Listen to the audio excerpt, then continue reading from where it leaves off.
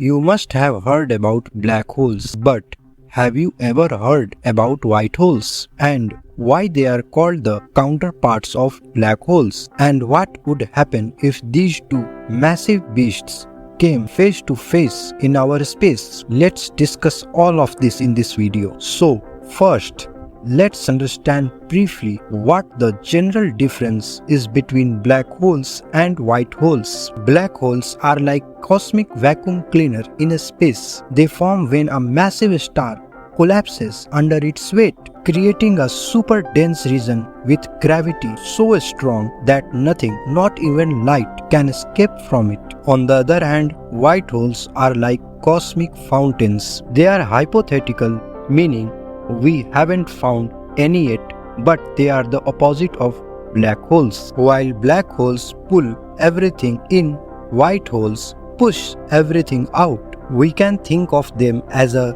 reverse version of a black hole, where instead of things getting trapped, they are expelled outward. The biggest question now is what would happen if a black hole and a white hole were to come face to face in a space. Now, if these two cosmic beings bumped into each other, it would be like a big collision. The white hole, which only throws stuff out, would end up getting absorbed by the black hole. After this collision, stuff from inside the white hole would keep coming out and go into the black hole. But once it's in the black hole, it can't get out or go back into the white hole. Also, stuff from outside the black hole could fall in, but it could never get back to the white hole or escape the black hole. So, it's like one-way street once things get involved with these cosmic giants. Besides this, there could be other conditions that may arise, such as energy explosion.